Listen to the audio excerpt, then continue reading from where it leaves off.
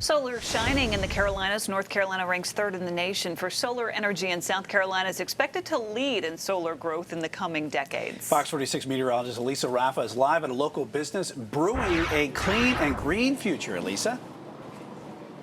Yes, we're here at Birdsong Brewing, and they are known for brewing a really good jalapeno pale ale. But like you said, they're also known for solar energy. Up on that roof, there are 220 solar panels that generate 40% of their electricity. And they tell me customers really appreciate how green and clean they are, that they have one of those solar panels on display for you right by the front door. We brew a bunch of really fun, unfiltered, American-style ales. Birdsong Brewing has been a Queen City staple for 10 years. We do seasonals throughout the year and limited releases, and we have 5 year-round beers as well. In the brew making process here at Birdsong Brewing in Charlotte, you've got these big fermenters that are actually brewing that beer. Then you have these tanks that are storing the beer, having it ready to be packaged. Now the refrigeration system keeping both of these cold is being powered by solar panels on the roof. Being environmentally conscious was always part of the business plan for Chris Goulet, president at Birdsong. We recycle all of our corrugated, we recycle all of our stretch wrap film, donate all of our grain, compost our spent yeast and spent hops. We also produce our own nitrogen on site, which allows us to reduce our CO2 use by more than 50%.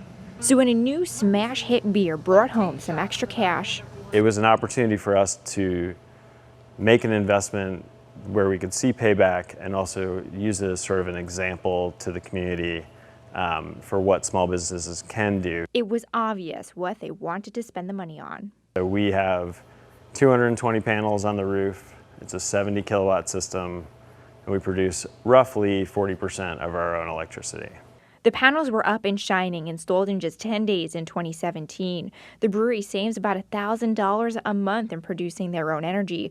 Couple that with tax credits and energy kickbacks. We use Duke Energy's grid as our battery system. So as it's producing more power than we need, it goes back out to the grid, and we actually get reimbursed by Duke for that power. 4 years later, the panels have already paid for themselves. Solar was the cheapest form of energy in 2019. The fuel is basically free. We're not having to pay a fuel bill for the sun.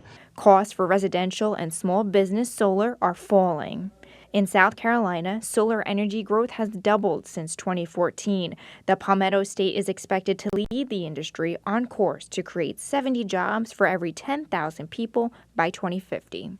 Clean air and clean water is the goal, right? Well, North Carolina leads third in the nation for solar energy, one of the ways to achieve clean air. Take a look at this Duke Energy plant. 600,000 solar panels on 400 acres. That's going to power 10,000 homes in a year. Duke Energy has reduced its emissions by 40% since 2005. Randy Wheelis is their spokesperson. And so one way we've done that is closing coal-fired stations. We've built more natural gas, which has lower carbon emissions. Duke's goal is to reduce those emissions 50% by 2030 and to be net zero by 2050. They expect to triple their renewable energy by the end of the decade. We have 40 solar facilities in North Carolina. We're going to build more this decade. Construction on a new plant is already underway in Cleveland County. Solar shines its best during the day in low humidity and with clear skies. You have a very cold winter day. The peak demand is like 7 o'clock in the morning, really before the sun gets up. So to be resilient, diversity in our energy grid is key. You're going to have renewables. You're going to have solar and wind.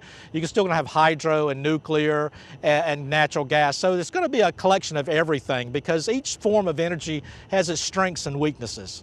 It's a balancing act every day, one getting easier as battery power and renewable technology get better. Maybe this is 2, 5, 10 years down the road, but ideally our local delivery fleet would all be electric. We could charge them on site, and we could literally power our beer deliveries directly with solar power, which would be pretty neat. Neat and necessary to reduce our carbon footprint. Now, just this year, Birdsong Brewing was recognized as the most inspiring business, one of the most inspiring businesses right here in Charlotte by Sustain Charlotte, a nonprofit that pushes for an environmentally friendly and green Queen City. Reporting live in Charlotte, meteorologist Elisa Raffa, FOX46.